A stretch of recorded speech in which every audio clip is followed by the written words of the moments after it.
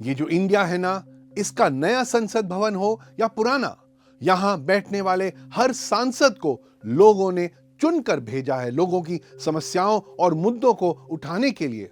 और ये हैं भारत के लोग, ये पहलवान, बड़े बड़े मेडल जीतने वाले पहलवान, विनेश फोगट, साक्षी मलिक, बजरंग पूनिया, जिन्हें दिल्ली पुलिस नए संसद भवन के ठीक सामने सड़कों पर घसीट रही है।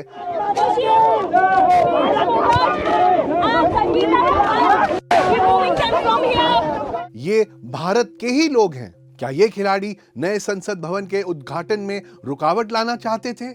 जी नहीं। क्या ये प्रधानमंत्री मोदी को ऐसे बड़े मौके पर छोटा दिखाना चाहते थे? बिल्कुल नहीं। क्या इन्हें जंतर मंतर पर इतने महीनों टेंट में रहकर प्रदर्शन करने में मजा आ रहा था? बिल्कुल नहीं। लेकिन यहां उन्हें दिल्ली पुलिस से ही कुश्ती लड़नी पड़ रही है। क्यों?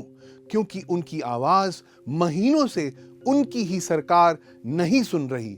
उल्टा उन्हें एंटी नेशनल कहकर बदनाम किया जा रहा है। रेसलिंग फेडरेशन ऑफ इंडिया के प्रेसिडेंट बृजभूषण सिंह, जिनके खिलाफ 7 महिला खिलाड़ियों ने सेक्सुअल असॉल्ट का गंभीर आरोप लगाया है, उन्हें इन खिलाड़ियों के खिलाफ बयान देने की छूट मिली हुई है। और ट्रोल आर्मी भी अपने काम पर लगी है। हिरासत में लिए जाने के बाद उनकी एक फोटो को एडिट करके उन्हें मुस्कुराते हुए दिखाया गया है।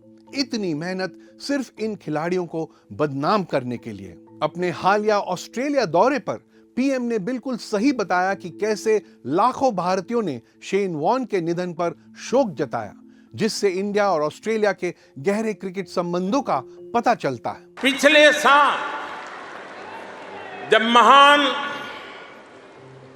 शेन वॉर्न का निधन हुआ तो ऑस्ट्रेलिया के साथ कोटि कोटि भारतीयों ने भी शोक मनाया। जी हां, जब प्रधानमंत्री शेन वॉर्न का नाम लेते हैं तो ये मायने रखता है, क्योंकि वे भारत के प्रधानमंत्री हैं। और इसलिए पहलवानों के प्रदर्शन के मुद्दे पर उनकी चुप्पी, उनकी साइलेंस, वो भी मायने रखती है।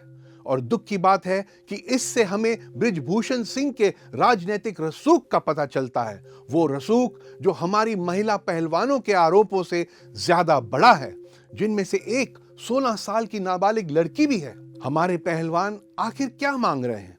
एक एफआईआर जो यौन उत्पीड़न या सेक्सुअल असॉल्ट के आरोपों में कानूनी रूप से कंपल्सरी है। लेकिन दिल्ली पुलिस ने एफआईआर तभी दर्ज किए जब सुप्रीम कोर्ट ने दबाव डाला। दूसरी ओर देखिए, दिल्ली पुलिस ने 28 मई को किस रफ्तार से काम किया। पहलवानों को घेर कर दबोचा, अलग अलग पुलिस थानों में पहुंचाया, जंतर मंतर से उनके तंबू मैट्रेस छूमंतर कर दिए और उनके खिलाफ एफआईआर भी दर्ज कर दी। सब कुछ ही घंटों में। बृजभूषण के खिलाफ एफआईआर दर्ज करने में सुपर स्लो और पहलवानों के खिलाफ सब कुछ सुपर फास्ट। क्यों? क्या कोई रिमोट कंट्रोल पुलिस को निर्देश दिए जा रहा है? हम नहीं जानते। प्रदर्शन कर रहे पहलवान बृजभूषण सिंह की गिरफ्तारी भी चाहते हैं, क्योंकि उन पर कम से कम 3 गैर जमानती गंभीर मुकदमे दर्ज हैं। कुछ लोगों ने कहा है कि अगर अपराध की मैक्सिमम सजा 7 साल से कम है तो गिरफ्तारी जरूरी नहीं है। लेकिन कानून के कई जानकारों ने कहा है कि चूंकि जुर्म इतना संगीन है, खासकर नाबालिग के साथ यौन उत्पीड़न का आरोप, तो ऐसे में गिरफ्तारी नियमित हो जाती है। कम से कम बृजभूषण सिंह को पूछताछ के लिए, इंटेरोगेशन के लिए हिरासत में लिया जाना चाहिए था, लेकिन ऐसा अभी तक नहीं हुआ है।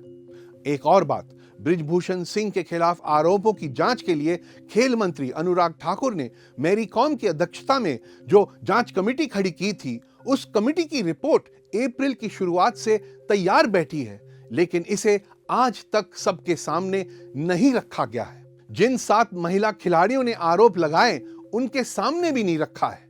तो नेचुरली प्रदर्शन कर रहे पहलवान पूछेंगे कि ऐसा क्यों? रिपोर्ट को लेकर ये गोपनीयता, ये सीक्रेसी क्यों? लेकिन इस सवाल का भी कोई जवाब नहीं दिया गया है। तो ठीक है, एफआईआर में देरी हुई, गिरफ्तारी नहीं हुई, कमेटी की रिपोर्ट को सीक्रेट रखा गया, लेकिन नैतिकता का क्या? इससे पहले केंद्रीय मंत्री एमजे अकबर से लेकर कर्नाटक के सीनियर लीडर रमेश झरकीहोली और यूपी के एमएलए कुलदीप सेंगर तक ने सेक्सुअल हैरेसमेंट और रेप जैसे आरोपों का सामना किया है।